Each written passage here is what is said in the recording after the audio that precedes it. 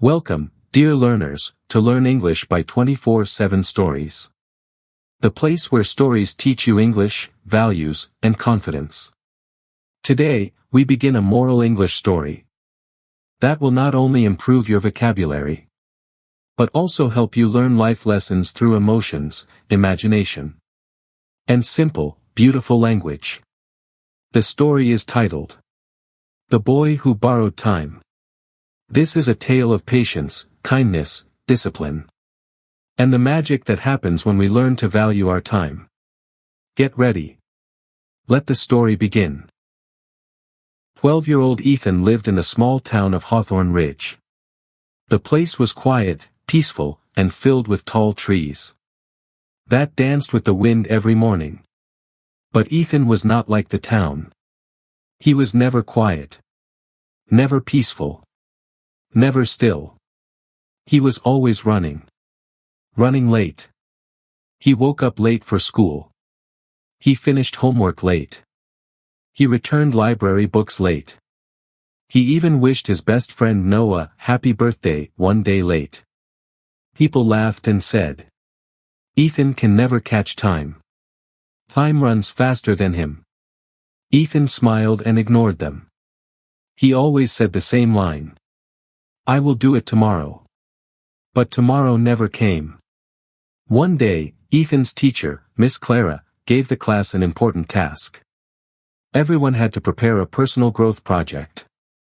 Something that showed how they improved their habits. Everyone seemed excited. Except Ethan. He kept the assignment on his desk and said, I'll start it tomorrow. Miss Clara noticed and sighed. Ethan, what will you do when tomorrow stops coming? Ethan laughed. He didn't understand what she meant. He didn't want to understand. After school that day, Ethan walked through Maple Street. A narrow lane filled with small shops, old lamps, and a sweet smell of cinnamon cookies. But something new caught his eye. At the end of the street stood a shop he had never seen before. A small wooden door with a crooked sign that read, Master Oliver, the clockmaker who fixes time. Ethan blinked. Fixes time. That sounded impossible. But curiosity pulled him inside. The shop was warm and dimly lit. Hundreds of clocks hung on the walls. Big ones, tiny ones, golden ones, dusty ones. Some ticked loudly, some silently. And one was running backwards. Behind the counter stood an old man with silver hair, blue eyes, and a soft smile. Ah, he said. You finally arrived, Ethan. Ethan froze. How? How do you know my name? The old man chuckled. I know everyone who is losing time. Ethan felt his ears turn red. I don't lose time, he said quickly. I just don't catch it. That's the same thing. Master Oliver replied gently. Master Oliver walked to a glass case and took out a small pocket watch. It was beautiful, bronze, shining, and glowing faintly. This, the clockmaker said, is a borrowed time watch. It gives you extra minutes and hours whenever you need them. Ethan's eyes widened. You mean I can finish homework on time, reach school on time, wake up on time? Yes, Master Oliver said. But only if you follow one rule. What rule? For every hour you borrow, you must return something of value. Not money, not objects, but effort. True effort. Ethan nodded eagerly. I can do that. The clockmaker smiled sadly, as if he knew something Ethan didn't. Very well, he said, placing the watch in Ethan's hands. But remember, time is the most honest thing in the world. If you misuse it, it will always take revenge. Ethan didn't pay attention to the warning. He was too excited. That evening, Ethan looked at his homework and groaned. So much work. I'll never finish today. He looked at the glowing watch. Maybe just 1 hour, he whispered. He pressed the button. Tick. The watch glowed brighter. And Ethan suddenly felt fresh, energetic. And full of focus. He finished all his homework in no time. He was amazed. This is magic, he said. The next morning, he overslept again. But he quickly pressed the watch. Tick. He reached school earlier than everyone. At first, Ethan used the watch wisely. He returned the effort by helping his mother. Cleaning his room. And arriving at school early. But slowly. Very slowly. Things began to change. He started using the watch for silly reasons. To play video games longer. To scroll his phone late at night. To avoid chores. To escape responsibility. He told himself. I'll return the effort tomorrow. But tomorrow, as always, didn't come. 1 week later, during math class, Ethan suddenly felt dizzy. His vision blurred. The clock on the wall looked strange. The numbers were fading. Ethan rubbed his eyes. What's happening? He whispered. When he checked his pocket watch, his heart skipped a beat. The watch was turning dark. Its glow had disappeared. Its ticking had slowed. Its hands were moving in random circles. Before he could react, the watch pulled him. Not physically, but mentally. Into a strange feeling. Of emptiness. It felt like someone had taken away his morning. His afternoon. And even yesterday. He couldn't remember. How he spent half of the week. Hours were missing from his memory. Master Oliver's voice echoed in his head. If you misuse time, it will always take revenge. Ethan swallowed hard. He didn't return any effort. He borrowed. But he never paid back. And now, time was angry. Ethan sat frozen in his math class. The dark pocket watch trembling in his hands. He tried to hide it under the desk. But the ticking grew louder. Tick. Tock. Tick. Tock. As if the watch was losing patience. Just like time itself. Miss Clara noticed his pale face. Ethan, are you okay? He nodded quickly. But inside, he was terrified. His mind felt hollow, like someone had stolen whole days away. When the school bell rang, Ethan didn't go home. He ran straight to Maple Street. He had to find Master Oliver. He needed answers. He needed help. He needed his missing hours back. Ethan reached the clockmaker's shop. Only to find the wooden door locked. And the crooked sign swinging in the wind. No, no, no. He whispered. He knocked. Then he banged. Master Oliver. Please open the door. It's me, Ethan. The shop remained silent. Ethan looked through the dusty window. Clocks were still on the walls. Tools were still on the tables. But the clockmaker was nowhere to be seen. For the first time, Ethan realized something frightening. Maybe the shop only appeared when time allowed it. And now time was angry. He sat on the steps, breathing heavily, holding the dark watch. What do you want from me? He whispered. The watch stopped ticking. A cold silence filled the air. Then suddenly, tick. But the tick didn't come from the watch. It came from behind him. Ethan turned and saw a girl around his age. Standing under the old street lamp. She wore a sky-blue dress. And held a small wooden clock. That looked cracked. She walked toward him slowly. You have the borrowed time watch, she said calmly. Ethan's jaw dropped. You know about this? She nodded. I'm Lila. I used to be like you. Her voice was soft.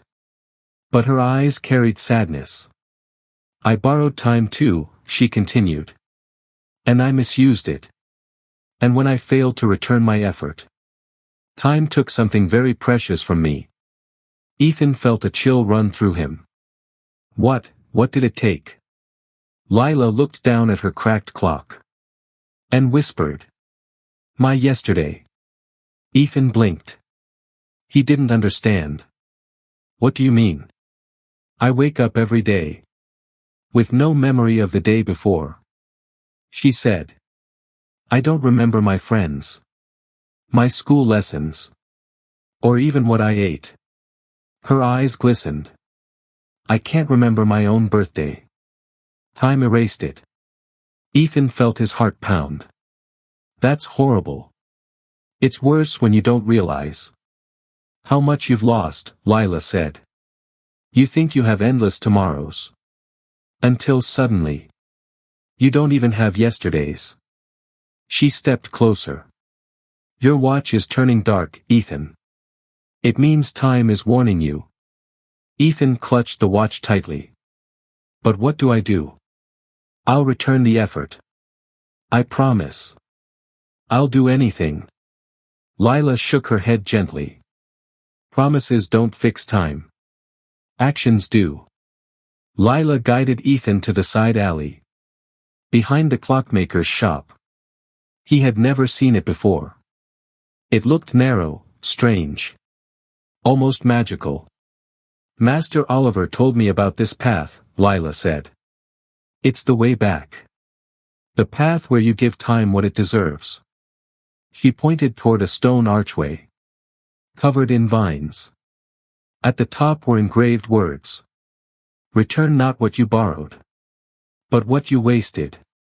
Ethan felt his chest tighten. What does that mean? Lila smiled sadly. It means you must give time. The value it deserves. Help people.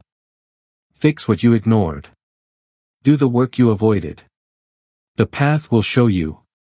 Ethan looked at her more carefully. Lila. Why don't you walk the path too? She touched her cracked clock.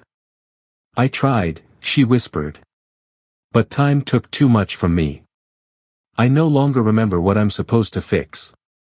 Ethan's throat tightened. But can't I help you? Can't we walk together? Lila shook her head gently. This path only opens for the one who borrowed time. It is yours, Ethan. And only yours. Ethan swallowed hard. He suddenly felt responsible. For himself. For the damage he caused. For the time he wasted. He stepped toward the archway. Will it hurt? He asked. Lila replied softly. It won't hurt. But it will change you. As soon as Ethan crossed the archway, the world around him shifted. He stood in a large field of floating clocks. They spun slowly in the air. Glowing with golden light. A deep voice echoed. Return what you wasted. Suddenly, a clock floated toward him. Inside its glass, Ethan saw himself lying on the couch. Scrolling his phone. While his mother struggled to carry groceries alone. Ethan whispered. I remember that day. Another clock floated toward him. He saw himself ignoring Noah's messages. Because he was too busy playing games. More clocks came. Homework he never finished on time. Books he returned late. Chores he avoided. Time he threw away carelessly. Ethan felt guilt rising inside him. How do I return all this? He asked the glowing field. The voice replied. By doing what you should have done. Suddenly, Ethan appeared in his home. But not in the present. He was standing in memories. He had ignored. He rushed to his mother. He lifted grocery bags from her hands. As he helped her, one golden clock dissolved. He found himself in another place. helping Noah repair his bicycle, making up for the day he had ignored his friend. Another clock dissolved. Then he saw himself at school, finishing assignments on time, helping classmates, apologizing to Miss Clara for always being late. One by one, the golden clocks disappeared, turning into soft, warm light that flowed back into Ethan's chest. He felt the missing hours return. Slowly, gently, beautifully.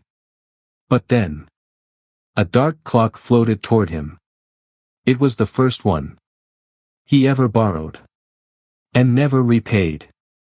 It pulsed like a heartbeat. "Return this," the voice commanded. Ethan stepped forward. He didn't know what to do. But something inside him whispered, "This time, give your best effort." So Ethan took a deep breath and faced the dark clock. "I'm ready," he said. "I will return everything." The dark clock floated before Ethan, slowly turning, glowing with a heavy, shadowy light. It was colder, heavier, and more painful than all the other clocks he had repaired. The voice in the air echoed again. "This is the hour that began your waste. Return it with truth." Ethan took a deep breath. All around him, golden clocks had already dissolved. But this one remained.